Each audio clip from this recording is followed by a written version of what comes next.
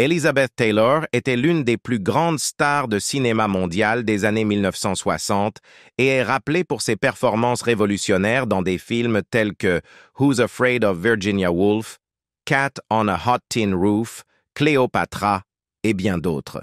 Non seulement elle était largement reconnue pour son talent d'actrice, mais elle était également remarquée pour ses yeux violets saisissants avec des cils doubles rares, ses nombreux mariages tumultueux, ses lignes de parfums et de bijoux lucratives et son style de vie somptueux et cosmopolite. Cependant, derrière tout le glamour et la célébrité aux yeux du public, il y avait beaucoup de difficultés et de chaos dans la vie personnelle de Taylor. De sa célébrité enfantine à sa mort en 2011, son histoire de vie est un voyage captivant de triomphe et de tragédie.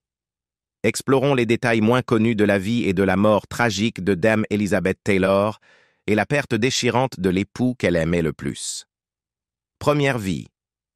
Elizabeth Rosemond. Taylor est née le 27 février 1932 à Heathwood, la résidence familiale au 8 Wildwood Road, à Hampstead Garden Suburb, au nord-ouest de Londres, en Angleterre. Ses parents, le marchand d'art Francis Len Taylor et l'actrice de théâtre Sarah Sauternes, étaient tous deux des citoyens américains originaires d'Arkansas City, au Kansas. Les Taylor avaient déménagé à Londres en 1929, où ils avaient ouvert une galerie d'art sur Bond Street. Elizabeth, connue sous le nom de Liz, était leur deuxième enfant. Son frère aîné Howard était né la même année où ils avaient déménagé à Londres. Pendant leur séjour à Londres, les Taylor fréquentaient des cercles comprenant des artistes éminents comme Augustus John et Laura Knight, ainsi que des politiciens comme le colonel Victor Cazalet, qui devint une figure importante dans la vie de Liz. Cazalet, en particulier, servit de parrain officieux et influença son éducation. Elizabeth Taylor fréquenta la Byron House School, une institution Montessori à Highgate, et fut élevée dans la foi de la science chrétienne, pratiquée par sa mère et Cazalet. Début 1939, avec l'imminence de la guerre en Europe, les Taylor décidèrent de retourner aux États-Unis. L'ambassadeur des États-Unis, Joseph P. Kennedy, facilita leur retour, exhortant Francis Taylor à ramener sa famille en Amérique. Premier rôle et célébrité adolescente. En Californie, la mère d'Elizabeth Taylor entendait souvent des suggestions selon lesquelles sa fille devrait essayer de jouer dans des films. Les yeux saisissants de Taylor, remarqués pour leur teinte bleue intense, apparaissant parfois violettes, encadrés par des cils doubles uniques dus à une anomalie génétique, attirèrent l'attention de nombreuses personnes. Initialement réticente, Sarah Taylor finit par voir l'industrie du film comme un moyen pour Elizabeth de s'intégrer dans la société américaine au milieu de l'incertitude du retour dans une Europe dévastée par la guerre. La galerie d'art de Francis Taylor à Beverly Hills attira rapidement une clientèle hollywoodienne, aidée par l'approbation de la chroniqueuse mondaine Hedda Hopper, une amie de la famille influente des Cazalet. Grâce aux connexions établies par les clients et amis, Elizabeth auditionna pour des rôles chez Universal Pictures et Metro-Goldwyn-Mayer début 1941. Les deux studios lui offrirent des contrats et Sarah choisit l'offre d'Universal. Elizabeth Taylor commença son contrat avec Universal en avril 1941, obtenant un petit rôle dans There's One Born Every Minute, 1942. Malgré cette première opportunité, elle ne reçut pas d'autres rôles et son contrat fut résilié après un an. Le directeur de casting d'Universal déclara célèbrement « Cette gamine n'a rien. Ses yeux sont trop vieux. Elle n'a pas le visage d'un enfant. » Le biographe Alexander Walker confirme que l'apparence de Taylor différait considérablement des stars enfants de l'époque comme Shirley Temple et Judy Garland, notant qu'elle surprenait souvent les adultes par sa manière directe. La chance de Taylor changea à la fin de 1942 lorsque Samuel Marks, un producteur de MGM et ami de son père, arrangea une audition pour un petit rôle dans Lassie Come Home, nécessitant une jeune actrice avec un accent anglais. Après un contrat d'essai réussi de 3 mois, elle signa un contrat standard de 7 ans avec MGM en janvier 1943. Suite à ses débuts dans Lassie, elle apparut dans des rôles mineurs non crédités dans 2 autres films se déroulant en Angleterre. Jane Eyre dans le rôle de Ellen Burns et The White Cliffs of Dover. À l'âge de 12 ans, Elizabeth Taylor décrocha son premier rôle principal dans National Velvet, jouant une jeune fille déterminée à participer à la course de chevaux masculine du Grand National. Une expérience qu'elle décrivit plus tard comme le film le plus excitant de sa carrière. MGM cherchait une actrice avec un accent britannique et des compétences équestres depuis 1937 et choisit Taylor sur la recommandation du réalisateur Clarence Brown, qui savait qu'elle possédait les talents nécessaires. Initialement considérée comme trop petite pour le rôle, le tournage fut retardé de plusieurs mois pour permettre à Taylor de grandir, période durant laquelle elle s'entraîna assidûment à l'équitation. Dans le cadre des efforts de MGM pour la transformer en star, Taylor dut porter un appareil dentaire pour corriger ses dents et se fit extraire 2 dents de lait. Le studio suggéra également de teindre ses cheveux et de modifier ses sourcils, proposant même le nom de scène Virginia. Mais Taylor et ses parents refusèrent ces changements. National Velvet s'avéra être un succès au box-office lors de sa sortie le jour de Noël 1944. Bosley Crowther du New York Times loua sa grâce rafraîchissante dans le film, tandis que James Agee de The Nation remarqua sa beauté envoûtante, indépendamment de ses capacités d'actrice. Taylor réfléchit plus tard que son enfance prit effectivement fin avec sa célébrité, car MGM prit le contrôle de tous les aspects de sa vie. Décrivant le studio comme une grande usine étendue, elle suivait une routine quotidienne rigoureuse. Aller à l'école et tourner pendant la journée, suivi de cours de danse et de chant le soir, et se préparant pour les scènes du lendemain. Suite au succès de National Velvet, MGM accorda à Taylor un nouveau contrat de 7 ans avec un salaire hebdomadaire de $750. Elle apparut également dans un petit rôle dans Courage of Lassie, 1946, le 3e film de la série Lassie. De plus, MGM publia un livre des écrits de Taylor sur son Tamiya de compagnie intitulé Nibbles and Me et capitalisa sur sa popularité en créant des poupées en papier et des livres de coloriage basés sur son image. À l'âge de 15 ans en 1947, MGM entreprit de façonner une image publique plus mature pour elle, organisant des séances photos et des interviews la présentant comme une adolescente normale, appréciant les fêtes et les rendez-vous. Les magazines de cinéma et les colonnes de potins commencèrent à la comparer à des actrices plus âgées comme Ava Gardner et Lana Turner. Le magazine Life la qualifia de jeune actrice la plus accomplie d'Hollywood pour ses performances dans 2 films cette année-là. Dans la réception critique mitigée de Cynthia, Taylor incarna une fille délicate, se rebellant contre ses parents surprotecteurs pour assister au bal de fin d'année. Elle enchaîna avec Life with Father, un film d'époque où elle joua l'intérêt amoureux du fils d'un courtier en bourse aux côtés de William Powell et Irene Dunne. Ces rôles furent suivis de parties secondaires, y compris une adolescente voleuse d'hommes dans la comédie musicale A Date with Judy et une mariée dans la comédie romantique Julia Misbehaves, qui devint un succès au box-office, rapportant plus de 4 millions de dollars. Le dernier rôle adolescent de Taylor fut celui d'Amy Marsh dans Little Women de Mervyn LeRoy, également un succès commercial. En 1949, le magazine Time présenta Taylor en couverture, la présentant comme la tête de file des étoiles montantes d'Hollywood, la décrivant comme un joyau de grande valeur, un véritable saphir. Son père était physiquement abusif. Malgré son succès précoce, la relation de Taylor avec son père était tumultueuse. Réfléchissant à son enfance lors d'une interview en 1999 avec Barbara Walters, Taylor révéla « Quand j'étais petite fille, mon père pouvait être violent lorsqu'il buvait et semblait aimer me malmener un peu. Mais plus tard, quand j'ai quitté la maison et que j'ai eu mon propre enfant, j'ai commencé à empathiser avec mon père et à comprendre combien il devait être difficile pour lui de voir sa fille de 9 ans gagner plus d'argent que lui. » Leur relation tendue était également évidente lors des tournages. Lorsque Mickey Rooney conseilla à Taylor d'imaginer la mort de son père pour évoquer des larmes pour une scène, elle éclata de rire de manière inattendue.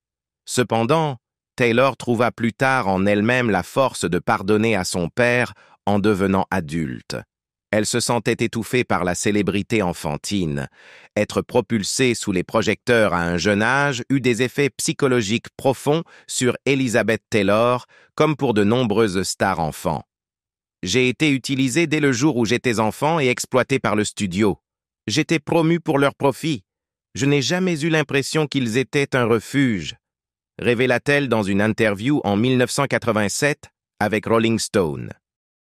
La personnalité vive et affirmée de Taylor se heurtait aux cadres autoritaires de MGM. Elle raconta une confrontation où le producteur Louis B. Mayer cria sur la mère de Taylor, poussant Taylor à le défier en lui disant d'aller au diable. Lorsque le vice-président de MGM exigea des excuses, Taylor tint bon, refusant de céder. En réfléchissant plus tard sur l'incident, elle déclara « Je ne sais pas où j'ai trouvé cette indépendance. J'ai juste pris ma carrière en main, sciemment et avec détermination, et je l'ai jetée par la fenêtre. » MGM a initialement essayé de changer son look signature. L'apparence distinctive d'Elizabeth Taylor, caractérisée par ses doubles cils, ses sourcils épais et ses cheveux noirs de jais, a failli ne pas voir le jour en raison des tendances de l'époque. Lors de son audition pour Lassie Come Home, enfant, un caméraman prit même ses cils pour défaut et suggéra qu'elle les enlève.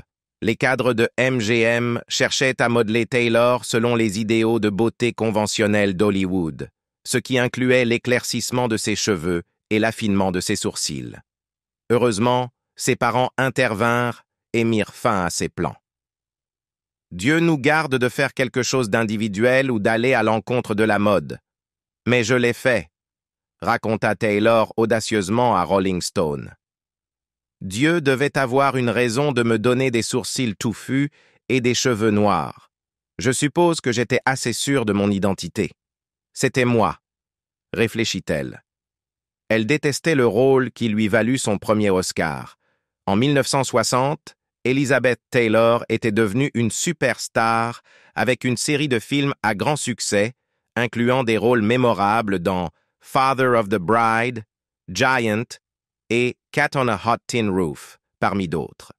Son interprétation de la travailleuse du sexe troublé, Gloria Wondrous, dans le film de 1960 Butterfield 8, lui valut non seulement des éloges unanimes, mais marqua également un moment charnière dans sa carrière, obtenant pour Taylor sa 4e nomination aux Oscars et son premier Oscar.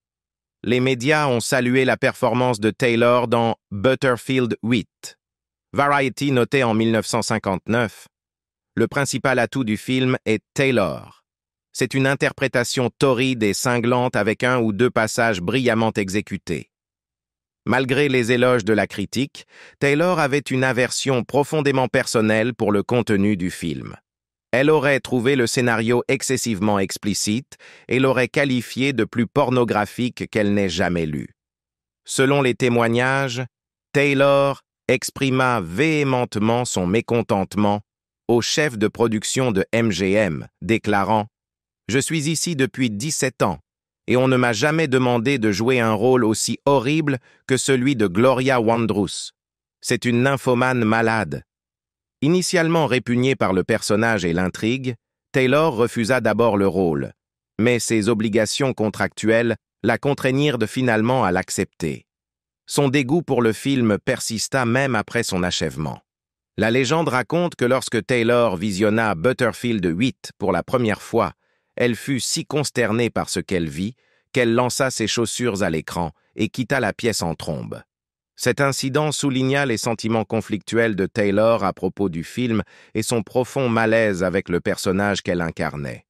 Elle regretta son premier mariage quelques semaines après. Bien qu'Elizabeth Taylor soit célébrée pour sa carrière d'actrice illustre, son héritage est également marqué par sa vie romantique tumultueuse. Tout au long de sa vie, Taylor se maria à 8 reprises, commençant par son mariage à l'âge tendre de 18 ans avec Conrad Hilton Jr., héritier de l'empire Hilton Hotels, en 1950. MGM finança leur mariage somptueux qui comptait 600 invités. Malheureusement, le mariage se dégrada rapidement, durant moins d'1 an. Taylor réfléchit candidement à cette période turbulente dans son autobiographie Elizabeth Takes Off, révélant la dépression de Hilton, sa colère et son comportement abusif, tant physiquement que mentalement, qui lui firent rapidement réaliser l'erreur qu'elle avait commise. Non découragée par son premier faux pas matrimonial, Taylor resta une romantique dans l'âme. Elle trouva consolation et stabilité dans son second mariage avec l'acteur Michael Wilding, de 20 ans son aîné. Le couple se maria en 1952 et eut 2 fils, Michael et Christopher, durant leur union. Cependant, après 5 ans ensemble, Taylor et Wilding se séparèrent finalement, finalisant leur divorce en 1957. Son troisième mariage se termina tragiquement. Après son divorce de Michael Wilding, Elizabeth Taylor ne perdit pas de temps pour entamer un nouveau chapitre, épousant le producteur Mike Todd 1 mois seulement plus tard, en 1957. Bien que Todd ait eu 25 ans de plus qu'elle, leur romance fulgurante semblait être un conte de fées devenu réalité pour Taylor. Dans ses mémoires « Elizabeth Takes Off », elle déversa ses sentiments, décrivant Todd comme l'homme qui avait élevé son estime de soi et rempli sa vie de soins amoureux et exubérants. Leur union donna naissance à une fille nommée Lisa, renforçant encore davantage leur lien. Tragiquement, 1 an seulement après leur mariage, la vie de Todd fut brutalement interrompue par un crash dévastateur de son avion privé, célèbrement surnommé The Liz. La perte laissa Taylor anéantie et inconsolable. Son amie Debbie Reynolds, en apprenant la nouvelle, se précipita auprès de Taylor seulement pour être accueillie par ses cris déchirants de douleur. Shirley MacLaine, une autre proche confidente, raconta à The Hollywood Reporter comment le chagrin de Taylor l'engloutit complètement, menant à une période de désespoir profond où Taylor pouvait à peine manger ou trouver du réconfort. Pendant cette période sombre, Eddie Fisher, le mari de Debbie Reynolds, devint un pilier de soutien pour Taylor, lui offrant réconfort et compagnie alors qu'elle traversait son deuil. Cependant, leur lien étroit évolua finalement en une liaison scandaleuse, projetant Taylor une fois de plus sous les feux de la rampe médiatique. Leur relation attira une intense attention publique, marquant un chapitre tumultueux dans la vie personnelle de Taylor sur fond de l'âge d'or d'Hollywood. Son 4e mari a failli la tuer. Le parcours romantique d'Elizabeth Taylor continua de faire la une des journaux et de fasciner le public, marqué par une série de mariages tourbillonnants et de relations passionnées. Suite à sa relation tumultueuse avec Eddie Fisher, qu'elle épousa en 1959, Taylor se retrouva attirée par une connexion magnétique avec Richard Burton. Si vous cherchez le terme « couple puissant d'Hollywood » dans le dictionnaire, vous trouverez probablement une photo d'Elizabeth Taylor et Richard Burton à côté. Leur liaison scandaleuse pendant le tournage de Cléopâtre dans les années 60 bouleversa les médias, car ils étaient tous deux mariés à l'époque. En mars 1964, Taylor et Burton passèrent à l'étape suivante de leur relation en se mariant, entamant un parcours de 10 ans ensemble rempli de hauts et de bas. Pendant une grande partie de sa vie adulte, Taylor exprima ouvertement son admiration profonde pour Burton, décrivant souvent leur relation en termes poétiques, comme « pleine de joie transcendante », comme noté dans Elizabeth Takes Off. Cependant, derrière la façade publique de glamour et d'affection, leur mariage fut troublé par des problèmes de dépendance. Taylor luttait contre une dépendance aux analgésiques et aux somnifères qu'elle combinait souvent avec de l'alcool. Pendant ce temps, Burton combattait l'alcoolisme pendant une grande partie de sa vie, une lutte qui atteignit une telle intensité que Taylor menaça de le quitter à plusieurs reprises, selon ceux qui la connaissaient. Selon le livre Furious Love, Elizabeth Taylor, Richard Burton and the Marriage of the Century, la liaison entre Taylor et Burton atteignit un point de rupture lorsque Fisher appela leur domicile et que Burton répondit effrontément au téléphone, confirmant leur relation sans hésitation. Fisher, consumé par la fureur, aurait confronté Taylor avec une arme à feu une nuit, bien qu'il lui ait assuré « Ne t'inquiète pas, Elizabeth, je ne vais pas te tuer, tu es trop belle ». Cet incident dramatique souligna les émotions intenses et la nature volatile de leurs vies entremêlées. Leur mariage fut marqué par un mode de vie rapide et opulent et les infidélités de Burton qui alimentèrent des disputes constantes et de la jalousie entre eux. Malgré leur divorce officiel en 1974, Taylor resta optimiste quant à une réconciliation, déclarant 1 an plus tôt « Je crois de tout mon cœur que cette séparation nous ramènera finalement là où nous devons être, et c'est ensemble. » Juste après leur divorce, Burton essaya de joindre Taylor plusieurs fois par jour, même pendant qu'elle tournait The Bluebird à Leningrad. Malgré ses efforts, Taylor resta ferme à propos de la consommation d'alcool de Burton et lui donna un ultimatum clair. « L'alcool, pas moi. Pas d'alcool, alors moi. » Burton répondit en poursuivant des relations avec des femmes plus jeunes. Cependant, la prédiction antérieure de Taylor se réalisa finalement, et ils se remarièrent en octobre 1975. Malheureusement, cette réunion dura moins d'1 an. Leur deuxième mariage refléta leur premier, marqué par des défis similaires. Bien que Burton buvait apparemment moins cette fois, cela n'atténua pas les disputes constantes et les tempéraments volatiles entre eux. La jalousie resta un problème majeur. Selon le livre de David Lester, Taylor fut furieuse en découvrant l'infatuation de Burton pour Susan Hunt, un mannequin britannique de 27 ans que Burton épousa en 1976. Le divorce final du couple en 1976 a profondément affecté Taylor. Selon Furious Love, elle confia à un ami après le divorce « Je ne veux plus jamais être autant amoureuse. J'ai tout donné, mon âme, mon être, tout. » Elle pleura la mort prématurée de son cher ami James Dean. La vie d'Elizabeth Taylor a été marquée par des pertes profondes qui l'ont profondément affectée. L'une des plus significatives s'est produite en 1955 lorsqu'elle a noué un lien étroit avec l'acteur James Dean pendant le tournage de Géant, un western acclamé par la critique dans lequel ils ont tous deux joué aux côtés de Rock Hudson. Malgré leur courte période ensemble, Taylor et Dean ont développé une profonde amitié. Dean, qui avait perdu sa mère à un jeune âge, trouvait réconfort et soutien en Taylor, qu'il considérait comme une figure maternelle. Selon le livre de Don Graham, Giant, Elizabeth Taylor, Rock Hudson, James Dean, Edna Ferber and the Making of a Legendary American Film, les deux passaient des nuits à engager des conversations personnelles. Tragiquement, la vie de Dean a été interrompue par un accident de voiture en 1955, à l'âge de 24 ans, juste avant la sortie de Géant. Elizabeth Taylor fut dévastée par la mort de Dean. Graham écrit « Elizabeth Taylor était bouleversée. Elle est finalement tombée malade et a été hospitalisée. Cela leur a coûté plusieurs jours de tournage. Elle a pris cela plus durement que tout le monde. » La mort prématurée de Dean a profondément affecté Taylor, soulignant la fragilité de la vie et les liens qu'elle formait à Hollywood. Elle a été étiquetée comme une briseuse de ménage par les médias.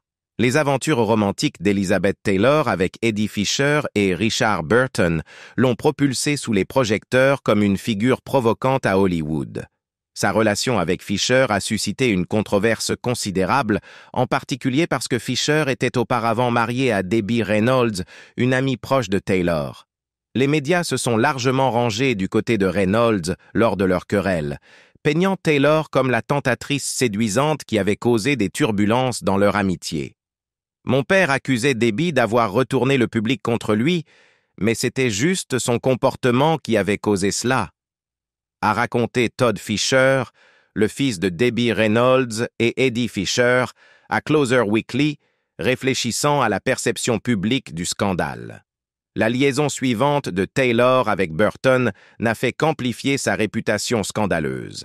À mesure que leur romance fleurissait, les paparazzi saisissaient chaque occasion pour capturer leurs moments passionnés, alimentant encore plus l'intrigue publique et la frénésie médiatique. Leurs escapades n'ont pas non plus échappé à l'attention internationale. Pendant leur séjour en Italie, le journal du Vatican a pris position en publiant une lettre ouverte condamnant Taylor et Burton pour ce qu'il appelait « vagabondage érotique ». Le scandale a même atteint les cercles politiques aux États-Unis, où une députée de Géorgie a demandé au procureur général d'interdire au couple de revenir au pays. Elle a lutté contre la dépendance pendant son 6e mariage, le mariage d'Elizabeth Taylor avec le sénateur républicain de Virginie, John Warner, en 1976, marqua un nouveau chapitre dans sa vie amoureuse tumultueuse.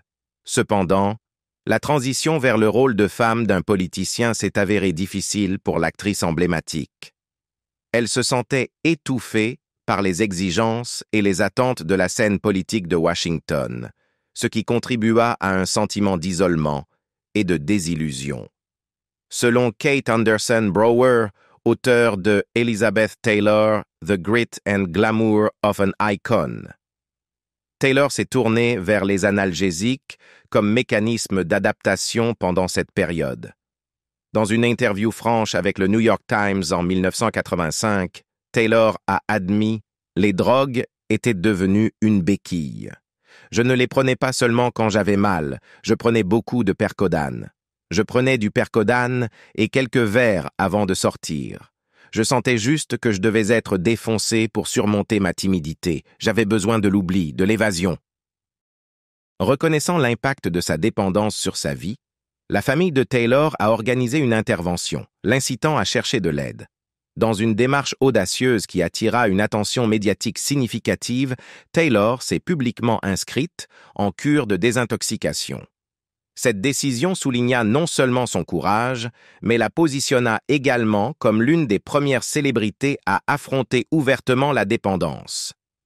C'est pendant son séjour en cure de désintoxication que Taylor rencontra Larry Fortensky, un ouvrier du bâtiment de 20 ans son cadet. Les deux entamèrent une relation qui conduisit finalement au mariage en 1991. Malgré leur connexion initiale, Taylor et Fortensky rencontrèrent des défis en raison des problèmes d'alcoolisme de ce dernier, ce qui contribua finalement à leur divorce en 1996. Elle utilisa son activisme pour pleurer la mort de son ami Rock Hudson. Elizabeth Taylor s'imposa comme une figure clé dans la sensibilisation au sida pendant les années 1980, une époque où la maladie était enveloppée de peur et de malentendus. Frustrée par l'inaction des politiciens et l'indifférence du public, Taylor prit une position audacieuse en cofondant la National AIDS Research Foundation. Dans une interview sincère avec Larry King en 2003, Taylor exprima sa profonde frustration face à la négligence initiale du sida. « Nous en avions tous entendu parler et personne ne faisait rien à ce sujet », se souvient-elle. « Et cela m'a tellement mise en colère que nous étions tous assis autour de la table à dîner, disant « N'est-ce pas horrible, n'est-ce pas tragique? Oh mon Dieu !» Mais personne ne faisait rien. Et cela m'a vraiment tellement enragé. Son engagement personnel pour la cause s'intensifia lorsque son ami proche, l'acteur Rock Hudson, révéla publiquement son diagnostic de sida en 1985. Se rappelant ce moment à Larry King en 2007, Taylor parla de sa détermination. « J'ai pensé, je vais faire tout ce qui est en mon pouvoir pour m'attaquer à cette maladie et la tuer à la gorge. » La maladie de Hudson apporta la dure réalité du sida dans la vie personnelle de Taylor, la poussant à un activisme encore plus grand. Michael Gottlieb, le médecin de Hudson, raconta un moment poignant impliquant Taylor lorsqu'elle visita Hudson à l'hôpital peu de temps avant sa mort. Avant que je ne l'emmène dans sa chambre, elle posa les mêmes questions que tout le monde sur la contagion. Est-il sûr de toucher et d'embrasser? Personne n'était très clair sur le sida à l'époque, se souvint Gottlieb. Rassuré par Gottlieb que le contact normal ne présentait aucun risque, Taylor s'approcha courageusement de Hudson, l'embrassa sur la joue, l'enlaça et s'assit à son chevet, montrant solidarité et compassion face à la maladie dévastatrice. Elle a souffert de nombreuses complications de santé. Les problèmes de santé d'Elizabeth Taylor ont marqué une grande partie de sa vie, commençant par des difficultés précoces qui émergèrent lors du tournage de National Velvet en 1944. Selon la biographe Kate Anderson Brower, Taylor souffrait de problèmes de dos attribués à une scoliose aggravée par une chute de cheval pendant la production. En 1961, Taylor fit face à une pneumonie mettant sa vie en danger pendant le tournage de Cléopâtre, ce qui nécessita une trachéotomie d'urgence pour la sauver. Sa résilience et sa détermination furent évidentes lorsqu'elle apparut fameusement aux Oscars pour accepter son prix pour Butterfield 8 avec un bandage couvrant la cicatrice de sa trachéotomie. Tout au long de sa carrière, Taylor a rencontré divers problèmes de santé, y compris une appendicectomie, un traitement pour une tumeur cérébrale bénigne, des combats contre le cancer de la peau et une hystérectomie. Elle a également subi 3 remplacements de la hanche en raison de problèmes de mobilité persistants. Dans ces dernières années, la santé de Taylor a décliné de manière significative, la confinant principalement à un fauteuil roulant durant la dernière décennie de sa vie. Malgré ces défis, elle a surpris beaucoup de monde en 2005 lorsqu'elle s'est levée de son fauteuil roulant et a marché avec assurance vers les caméras lors d'une fête organisée par Elton John. Cette démonstration de force et de détermination a rassuré ses fans que, malgré ses problèmes de santé, Elizabeth Taylor était toujours vibrante et résiliente. Elle voulait être en retard à ses propres funérailles. Elizabeth Taylor est décédée d'une insuffisance cardiaque congestive le 23 mars 2011, à l'âge de 79 ans. Elle luttait contre les complications de cette condition depuis 2004, incluant des symptômes tels que la fatigue et l'essoufflement. Dans ces dernières semaines, Taylor a passé 6 semaines au Cedars-Sinai Medical Center à Los Angeles. Selon son attaché de presse de l'époque, malgré les espoirs initiaux de rétablissement, l'état de Taylor ne s'est finalement pas amélioré suffisamment pour lui permettre de rentrer chez elle. Sa mort a été accueillie avec tristesse et réflexion à travers le monde. Le lendemain de son décès, les funérailles de Taylor ont eu lieu lors d'une petite cérémonie intime à laquelle ont assisté des amis proches et des membres de sa famille. Connu pour son esprit espiègle, même dans la mort, Taylor a réussi à injecter de l'humour dans les événements. À sa demande, le service a commencé à 14h15 au lieu des 14 ans prévus, s'assurant qu'elle soit en retard avec élégance à ses propres adieux.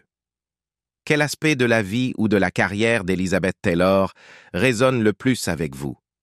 Était-ce ses rôles révolutionnaires au cinéma, ses romances tumultueuses ou son activisme passionné? Partagez vos pensées dans les commentaires ci-dessous. N'oubliez pas de liker et de vous abonner pour plus de contenu perspicace sur des personnalités légendaires comme Elizabeth Taylor.